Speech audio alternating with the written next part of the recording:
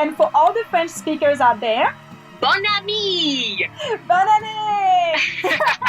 What a great party this is, Erin. Oh my God, Mel, I think this might be the greatest party this year. Except that it's not really a party. No, because actually on the 1st of January 2017, I don't know about you, Mel, but I'm probably going to be still in bed. Yep. But we did actually spend a lot of 2016 dreaming and planning and working on this podcast. So it's really exciting to be launching on the 1st of January 2017. And as we spent a big part of 2016 on not launching a podcast, we actually decided to make a video and a blog about it. So if you haven't seen it already, please jump on YouTube and then you'll see our video there, but also a blog on our website at humanfactor.com.au. So if you're planning to launch a little podcast, this might be helpful to you. Yeah, if that's your New Year resolution, we'd recommend that as your first stop. But actually, I'm really excited to be launching 2017 with Adam's interview, which you're going to be hearing today. I actually met Adam back in November 2015 in Singapore. We were both finalists for a grant program, and we actually had to travel to Singapore and take part in sort of like a grant boot camp. It was a time when I was feeling really, really burnt out. I was super tired. I was starting to experience anxiety, and I just felt really ready to drop. But my time in Singapore and meeting people in the sector that I admired really re-energized me, and it actually set me up to believe that I could be a host on a podcast. But even more than that, I'm really excited because in March 2015, I traveled to Indonesia and I spent about a month there. And while there, I really got to see the effects that the palm oil plantations and rubber plantations can have on the forest and also the orangutan population in Indonesia. And it was something that was really a cause close to my heart. So I'm so excited that we've got to speak to Adam today.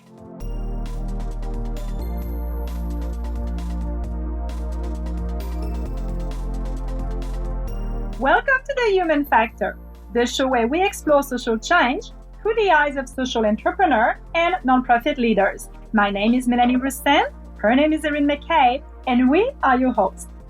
Today we talk to Adam Miller.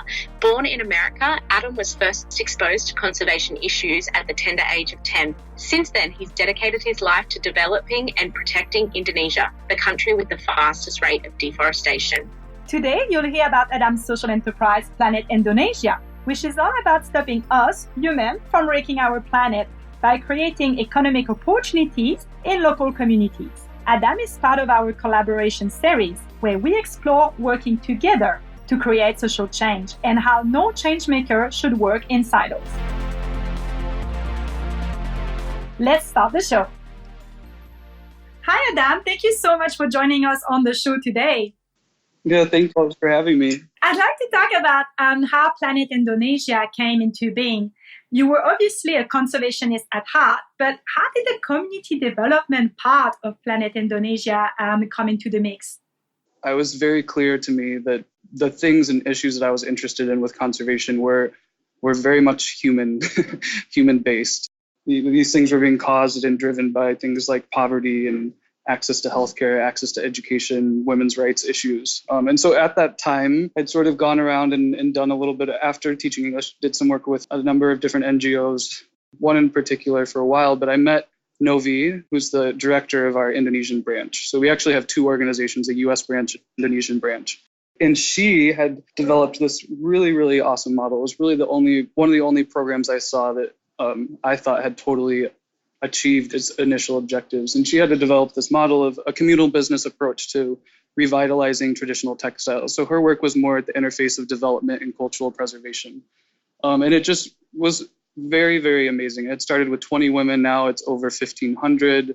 The development side of it was just very clear. They have a savings and loans program with the money that the women are making through selling these weavings and textiles. And that savings and loans program has now been turned into a scholarship fund for their kids. They have better access to healthcare. And so I was just so blown away by it. And that was really when it hit me, really how to maybe a one way. At that point, we didn't really know because it was before we had started the organization, but maybe one way to push these conservation objectives was actually to offer services to communities like business services in exchange for conservation, what we now call the conservation compact or conservation activities. And so really the development side, or really Planet Indonesia, is a fusion of my love for nature and then Novi's love for development come up in the last few months. But next year, through most of our communal business groups that we're working with, we're now providing literacy training. We just raised funds for that. How it all came to be was just listening to what people needed and hearing directly from, the mouths of loggers and the mouths of wildlife traffickers and directly from indigenous people, why were these things happening? And it came back to development issues or not having a say in the kind of decision-making process, governance issues with land governance with the Indonesian government and oil palm and a number of things. And so we kind of have just taken that and run with it, that we have a model that we use and we like it because we think it's flexible and replicable because we're using it in a number of different ways. But ultimately, every business group that we found, it's designed and tailored to meet the needs of, that community and also meet the needs of what is driving the environmental loss in that area. So at the moment on the podcast, we're exploring the idea of collaboration. And you've already sort of touched on it, but something that stood out to me about Planet Indonesia is that you partner with the communities and help them create their own business models. And that's, I can see, would be a really empowering concept. And I can see how it would really promote sustainable change. But what I also wondered if you could tell us about what sort of pitfalls that comes with that sort of model. Sometimes the pitfall of being so kind of community-based and community-run is that a lot of times that conservation compact takes a really long time to negotiate, and there's certain things that we want to put in there that the community just doesn't want to do. And so we have to kind of make this decision, okay, so from a development perspective, we absolutely want to work in this area. We want to provide these services. And usually that part is easier. It's by no ways easy, but usually people are on board when, you start talking about those things, because generally in West Borneo, the number of services that are provided to people by the government are close to none. But then where the pitfall kind of happens is in designing the conservation aspect, particularly like one area we're working in now with bushmeat consumption. For indigenous people, they've been doing things like eating orangutans, one of the most endangered species in the world now. They've been doing that for thousands and thousands of years. And we also, as Erin and I had met in Singapore, that was actually more about our cultural preservation work with indigenous women. And so it's hard sometimes because we want to honor those things, but we also, we have to make sure we're staying true to our mission and vision. And, there are certain species and certain ecosystems that we have to get a little bit forceful sometimes and say, okay, these are the services we provide, but, they have to be, there's an agreement that goes with this and related to conservation. And that's not always accepted by everyone. So what we're kind of doing, and this will take more time to see, but in some areas, these business groups start out very small. And part of the reason I think is there's people that necessarily don't want to join that conservation agreement or conservation compact. And so, but what we were hoping, and we have seen this, and with Novi's, group that grew from 25 to 1,500, is that over time, as other villagers and other individuals kind of see the benefits, that they're very measurable, they're very tangible, the benefits that people are receiving through these groups and from our organization by working together, that they then also want to join. It is very intensive from a management perspective of running an NGO, because the set of backgrounds that we have, most people think conservation group or, okay, there's definitely wildlife biologists and foresters, and we do GIS technicians, and we do have those, but we also now have nurses working for us and teachers for a literacy program and a whole bunch of economists. And so I think from a management perspective, when you're trying to always meet the needs of what people are asking, and then you think, oh shoot, now this is a new staff with a new background, this is a new grant, this is a whole new aspect that we're getting asked for. So that can be difficult from, if someone who's listening to this is starting a startup or something and thinking about having programs that are tailored to each community. That's definitely an obstacle, is that you really have to be prepared to fundraise for a whole bunch of different programs and also bring together a group of people that, probably in most offices would not be working together. Absolutely. I mean, you're touching on meeting the needs of all these people. I mean, you talk about different projects that you're working on. It's very impressive. And what I'm wondering, Adam, is I'm coming at this with obviously a bit of a communication background. So my question to you is, how do you keep your content messaging clear for donors and the general public because you have all of these projects and you're working with all of these people? Yeah, so that's a great question, and it is difficult. So private donors or just the general public, I think when we're writing grants and stuff, it's easier to piece it out because you get a number of pages to do it. But I think that's something that we're trying to work on. We just really tried to cut down our website and try to come up with very clear sentences, 10 words or less, that explain what we're doing, 10 words or less, how do we do it, 10 words or less, the challenge we're addressing, 10 words or less, the solution. And so that's literally been this year one of the things I've been working on with our board of directors. And we have a lot of that stuff now, and I think that's one of the ways that we're trying to get over that issue. I'm now realizing, especially after the last 3 months of, I was in Hawaii and in South Africa, really just promoting our work at different conferences, that we have to really simplify things. And that's what we're kind of working on now. And I think really any organization probably faces that, is that, you don't, you get a few seconds to get your idea out there.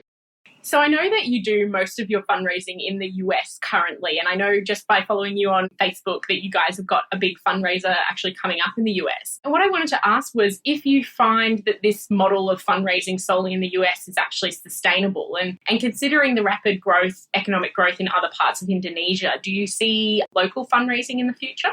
Yeah, absolutely. So that's one of kind of the goals of we had when we created these technically two organizations. So a big part of our fundraising is in the US right now, but we kind of have a number of different strategies. So right now, most of our fundraising is actually through grants, and that's not ideal because, unrestricted funding can be saved and can be used for a number of things. So kind of from the international perspective, particularly one of my roles for the future is to increase our private donor base, because it is pretty small right now. We're more than probably 75-80% of our funding is through grants. And then the second part is for our Indonesian organization to become more independent. So the amount of funding that our international branch provides every year is kind of set on track to decrease between 5 to 10% until 2020, because the kind of long-term goal is that hopefully our Indonesian branch, particularly our West Kalimantan branch, will become more and more independent. And then our US branch will use kind of the extra funds that we were in the beginning investing here, either to start a new organization in another country or to open up a program in another part of Indonesia.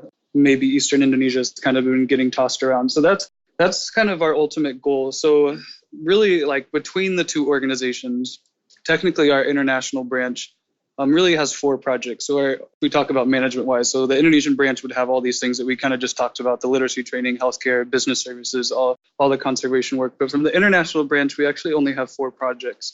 One is investing in local partners. The second one is increasing the capacity of our local staff through an internship program we have, that we facilitate interns from a number of different universities abroad to come and work here. The third one is evaluating our Indonesian programs and gaining impact data. And then the fourth one is just to tell the story. So connecting what we're doing here on the international scale, or to an international audience. So that's not really clear on the website or anywhere, because that's kind of more an internal thing, because right now our kind of international message is all lumped into one. But really technically in the future, what we hope is that the Planet Indonesia website will talk about what's happening here, and then we'll actually kind of create a whole other website that talks about what our US branch does, which is really those 4 things. So still technically US money, but it's from the US government that was then given to the Indonesian government, and then the Indonesian government invests in it, invests how they want with it. And we just raised about $500,000 through a partnership with the Millennium Challenge account, which is sponsored by the Millennium Challenge Corporation in the US. But again, it's technically Indonesian money.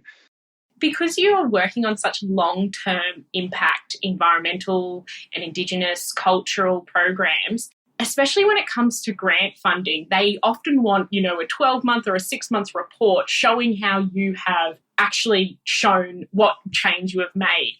How do you go about doing that with the sorts of programs that Planet Indonesia runs?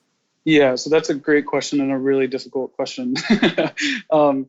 As far as environmental indicators, that's just really tough. I mean, when you're talking about like forest cover or things like that, unfortunately, those are things that can't be measured in a 12-month period. And I've actually found that most donors do understand that, if the goal is to, increase forest cover or something, the indicator you can have in a 12-month period is, we planted 40,000 trees or something like that. And that's it. And unfortunately, I think that's just a reality of conservation happening so slowly. I mean, with this bushmeat program, we're starting to try and kind of help some of these mammal populations back.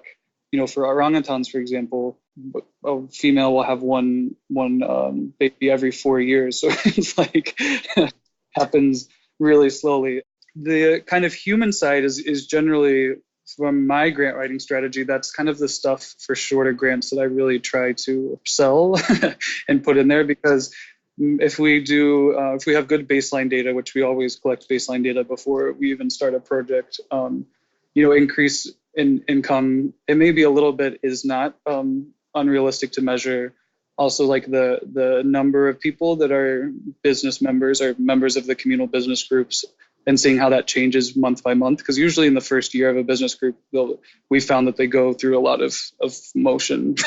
Sometimes it'll be 25 and then it'll jump up to like 500 and then it'll drop down again. Sometimes it just will stay pretty small. But right now, by the end of 2018, we'll be in 2,700 households.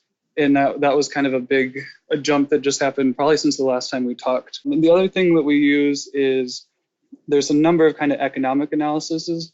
So one that we just did with the Millennium Challenge Corporation, which was really exciting for us. They have this it's called ERR, the economic rate of return, and it basically looks at over a 15-year period how you'll increase income on a household level. But then also it subtracts you based on the cost. So like staff salaries, all those things are costs in your program. So for them, for kind of like livelihood based work, 15 to 20% is considered top notch. And the analysis we did with them, one village, we have 18% predicted and one 17%. So that was really exciting for us, because the Millennium Challenge Corporation they're a very development heavy organization. The kind of conservation stuff doesn't really, they call it green prosperity, but they're very much more development. And so it was cool for us as more of a conservation and a lot of cultural preservation stuff that we do, to kind of see, okay, let's test our model in the terms of kind of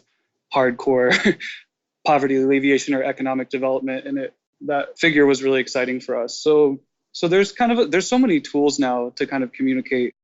The main conservation issue in Indonesia is, of course, rubber and palm oil plantation. And you've obviously covered other conservation issue as well. But my question to you, Adam, is how do you and the team at Planet Indonesia ensure that you're not working in a silos when you do work with these organizations? Yeah, so one of the big things that we do is kind of comes back to our whole model of empowerment. So I'm thinking of like one, I think, good example is this one area we're working in, and it's called Pulau Limbung. It's an island, but it's inland.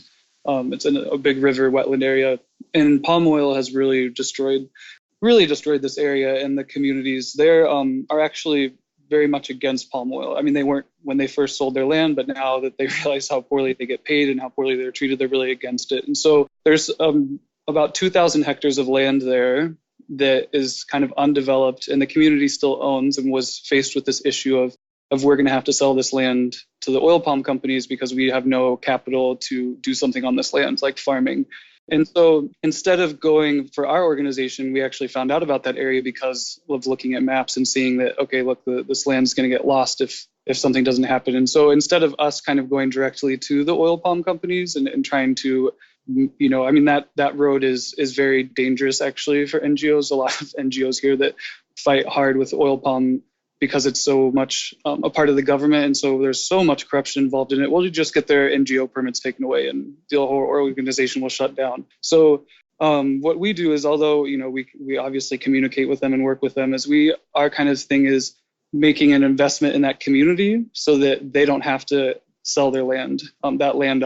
And so rather than kind of going to the oil palm company and saying, hey, don't buy this, we this belongs to the community, this has conservation value. Instead, we kind of went the complete opposite way. So we kind of introduced ourselves to the oil palm company, and they asked what we're doing. And they said, oh, we're making sure that this community has what they need in order to more sustainably manage this land. And obviously they were not happy because that means that they couldn't buy it, but that's kind of a much easier way. So we use that in a number of areas. In Sintang, how I met Erin at Project Inspire was a project where we're using natural dyes as to help women have better access to natural dyes to use in their textiles. And what we're actually doing now is that place, I just got back from there, and it's just oil palm everywhere. It's really rough getting into the field there.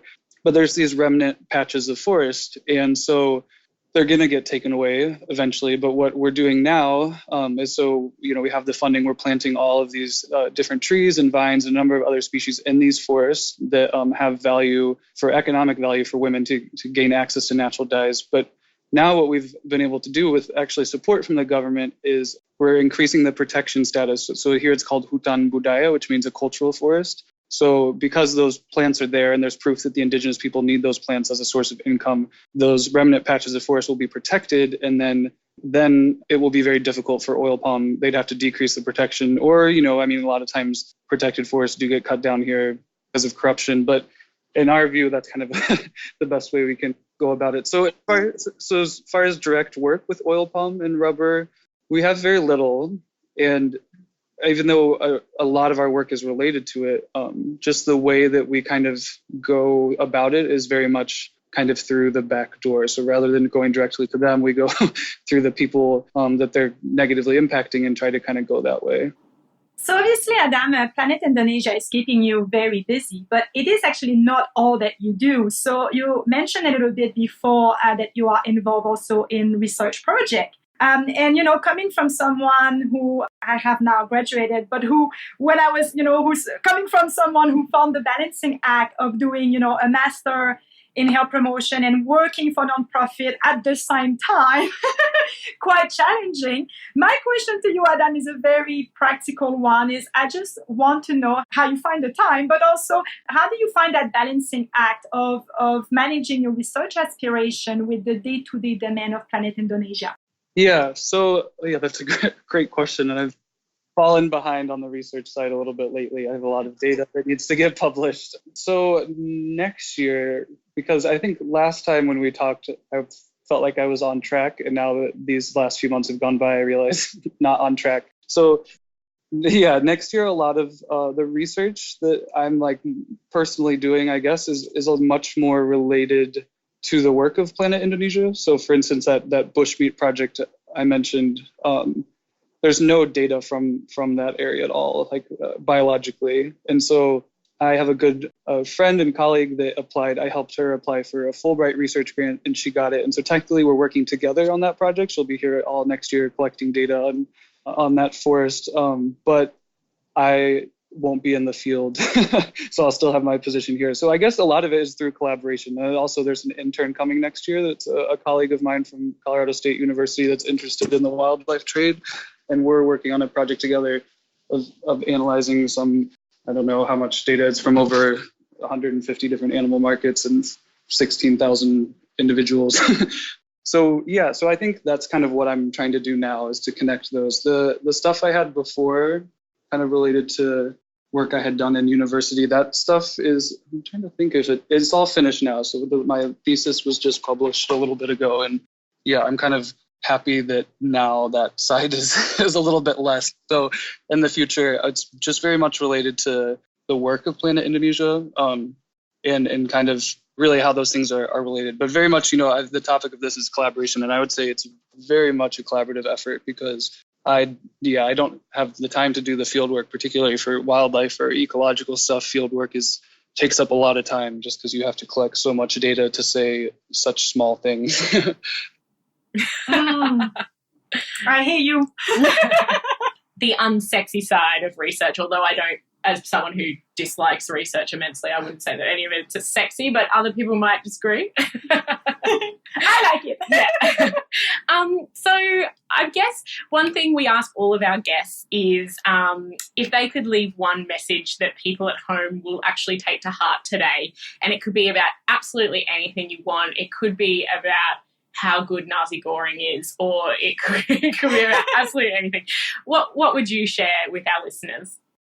I would say that it's actually perfect because I'm involved in this other project called Youth for Wildlife Conservation we're launching today, and I was working on what message I wanted to share. And I found this quote, and I was thinking this was so relatable to what kind of the last 3 years of Planet Indonesia's looked like. And it's, I have it here now on my wall. It's the reasonable person adapts himself to the world. The unreasonable one persists in trying to adapt the world to himself. Therefore, all progress depends on the unreasonable. And I was thinking back to the beginning of when we were starting Planet Indonesia. And I mean, our first hires was me, a conservationist, Novi, a cultural preservationist, Rojai, who wrote fiction novels, and Desi, who was a teacher. And people were like, a lot of people were said, well, why are you starting an NGO in the first place? You can't do that. And then after that, people were really like, what the heck is going on? And we made that choice because of, where we wanted to go, and that we really wanted to break down all the traditional boundaries of conservation as much as possible and integrate all these different aspects. And so I guess my message would be sometimes it's better to be unreasonable. And I think that if for people that are listening to this that are thinking about, starting an organization or anything, or maybe just interested in this stuff, but maybe it just seems like a crazy thing that some people do out there, that I think that sometimes challenging the status quo and getting out there and getting your hands dirty and doing things that a lot of people probably think is maybe a bad idea is actually really how progress and change happens. I mean, at least for me and my story with Planet Indonesia, and also this new organization that we're launching, tomorrow in Indonesia, but today here. Youth for Wildlife Conservation it's an organization where youth are fundraising to invest money in other youth projects. So it's kind of counterintuitive because most of the time people think young people don't really know anything. Why would we be in control of funding? Other people should be funding us. Yeah, and so I'm excited about that, and I'm excited about where Planet Indonesia is going. I think that a lot of those unreasonable choices that I guess, some people would say are kind of crazy, outrageous choices that we made in the beginning are really has what allowed us to succeed and, start with 3 people. Now we have 31 staff. So yeah, I guess that's kind of my message is get out there and challenge the status quo. Don't be afraid to be unreasonable sometimes. And for the change maker and the aspiring change maker, I think that this idea of be unreasonable, I think is really good because you're going against some convention. You might broke some convention. And I mean, there's a book written on that that's called, Disrupt Yourself. So it's this idea of challenging the status quo. And I think it's a beautiful message, Adam, to leave our listener with today. Cool. Yeah, I hope it inspires some people to get out there. Yeah. So just in terms of doing a bit of a shout out, Adam, if people want to learn more about Planet Indonesia and your work, tell them how to find you. Yeah, so our website is planetindonesia.org. We have Facebook if you just look up Planet Indonesia. We're on Facebook. Twitter is Planet Indon, PlanetIndon. And we also have Instagram, although I will admit that our Instagram has been a little bit inactive lately because of the other things. So those are the easiest ways if you want to follow or be involved that way. Also, anyone can always email me. So my email is adam.miller@planetindonesia.org. Who knows, there's maybe a listener who wants to intern or come here. But I'd be more than happy to help chat about that and talk about what it looks like. But yeah, that's the easiest ways to get connected with us. Thank you so much, Adam. And I hope you've enjoyed being part of the Human Factor. Stay awesome. Yeah, thank you very much. So I officially love what Adam said about a commitment to human well-being, being the focus of Planet Indonesia's work. When I first thought about Planet Indonesia, I was really thinking along the line of conservation and environment. But as Adam explained it today, there's so much more than that. Yeah, as Adam ran through the list of projects that Planet Indonesia is currently working on and is planning for the future, it's really clear that they've recognised that there's more to these environmental impact issues.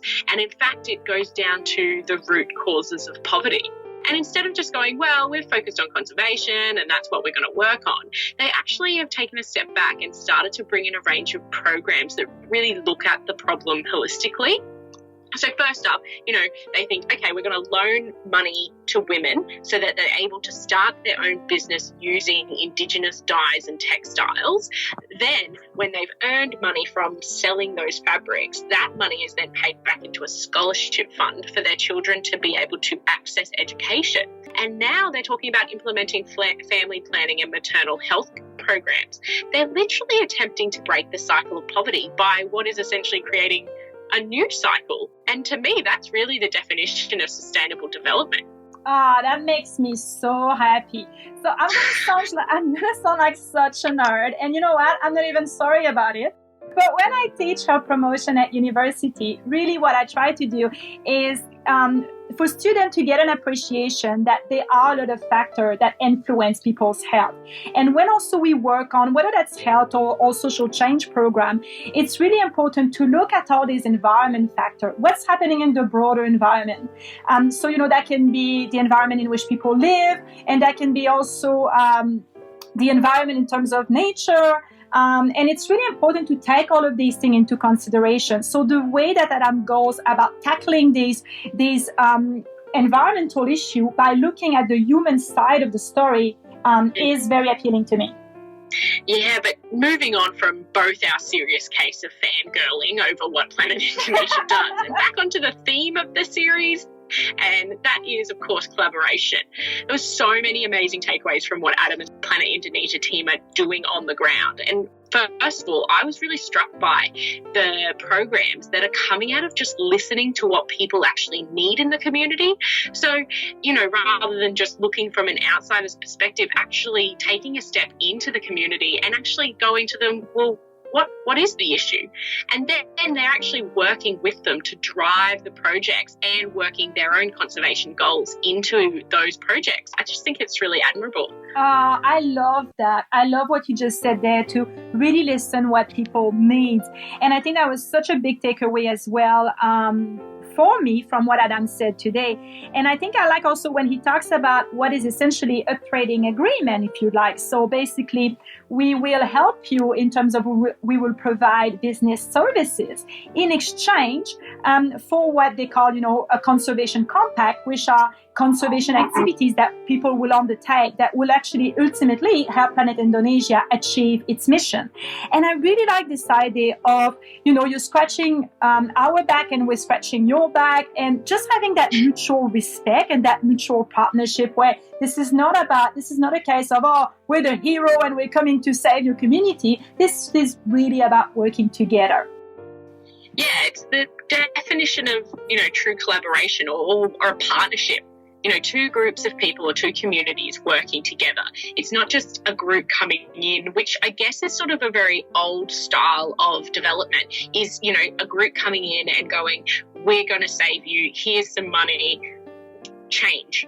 It's actually about listening to one another and working together to achieve the common goals, which is to create sustainable change. Definitely. And, you have these financial partners, which are obviously important, but also we can be partner in knowledge. And in this case, where Adam and his team provide, some business knowledge, I suppose, to help communities create these opportunities for themselves, but also the community provide this community knowledge that is really necessary in order to achieve the goals. And I find this approach really respectful, and I really connect with that.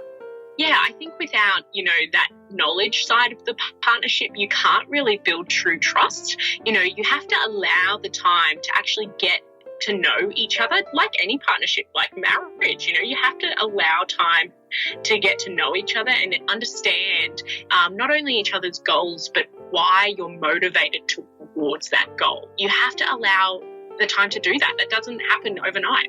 And I really like that you said marriage, especially considering that you're just freshly married.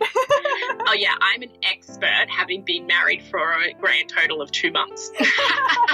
But you're right when you're talking, when we're talking about time. And I love when Adam is talking about the pitfall of working with community-based partner, because often when we come at social change program in communities, we come at them with our own Western mentality. And often what this means is that we have very set time frames in mind.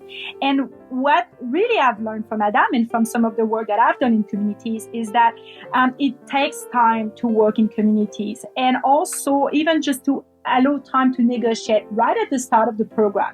And when I talk about time to negotiate, it's really in terms of, well, if we do want to create common goal, we need time to discuss what these goals are, and also to discuss how we're going to approach, how we're going to go about achieving these goals together.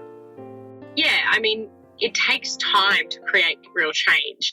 Yeah, you could go into a country and implement a really fast turnaround, but does that build trust in the community, and does that mean that your program is actually sustainable? Or when you leave, does the community say, wow, that was great, but we're going to go back to doing what we've always done because that was a fun little side note, but they didn't actually understand the root causes of why we do what we do. So, yeah.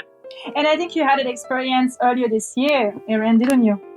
Last year when I went to Kiribati, I went over with okay, we got 10 days. This is what is happening. And I truly meant the real meaning of island time, let me tell you. So collaboration, it does take time. So if you are thinking about implementing change, just give it time. Yeah, as the old saying goes, Rome, or in this case, social change, wasn't built in a day. Thank you so much for listening. If you enjoyed the episode, please head to iTunes and rate us, or head over to our Facebook page, The Human Factor, and hit like and join in the conversation. Tell us what you thought about today's episode, and if you have thoughts or insights to add to anything that Adam said today, please leave us a comment. Or you can tweet us at _human factor, or visit the website at humanfactor.com.au. Don't forget to check out our blog for each episode, and then you can also leave us a message. This show is just one part of a community that wants to affect and grow social change. If you have a topic or a person that you would like us to interview, please let us know. And if you're listening on iTunes, please take a little moment to hit subscribe so you can stay up to date on the latest episode.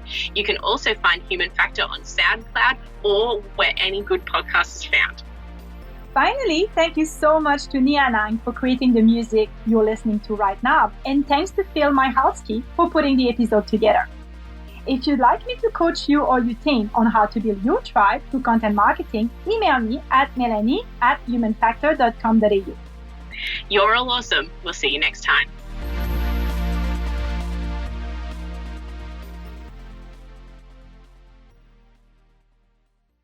Would you call yourself a change maker? We'd like to hazard a guess that if you've taken the time to find, download, and listen to this podcast, even if you don't call yourself one, you are. When we started up the Human Factor podcast, we had a vision of creating a community of people who are passionate about social change, and that's still our vision. So today, we're asking for your help to join us as a change maker to help us to continue to explore social change. As you all know, we launched the Human Factor podcast in November 2016 after almost a year of the idea floating around in our heads. And in that year, we've basically been doing absolutely everything but launching a podcast. We've been interviewing guests, writing web copy, posting on social media, and just actually learning how to record our voices. Look, let's just say we've come a really long way since Mel told me about the idea. I mean, Mel even knows how to turn a microphone on now. We took this little idea that we had and we put it out there into the world, and we're so excited to see the episode live and actually being downloaded. We've proven to ourselves more than anything that we could actually do it. But now that we've proven that we can actually do it, we need to keep on doing it. Neither of us are professional podcasters, and up until now, Mel's been paying the audio hosting fees and the editing fees herself. That's not exactly a sustainable model. So now we're asking for your help by making a monthly contribution to our Patreon page. If you've never heard of Patreon, Patreon is a platform where you can support all kinds of people all over the world who are creating, stuff. It could be art, a zine, or in our case, a podcast. You sign up online to make a small, and I'm talking as little as $3 here, monthly contribution that helps us cover the cost of creating the content that you consume for free. But becoming a Patreon supporter isn't just about money. As I said, it's all about creating a community of passionate change makers. Patreon is a big part of that because once you become a supporter, you're not just helping us create meaningful content, you'll be able to access the Patreon feed and join us as we really deep dive into issues that surround the social change sector. We think we all have the power to make little change in our world, even if it's just with the change in the bottom of our bags. We hope you'll join us in sharing our vision of building a global tribe of change makers. So if you're able to give up one coffee a month to support us, head over to patreon.com/thehumanfactor for more info to sign up. That's www.patreon.com/thehumanfactor. And don't forget, you're all awesome.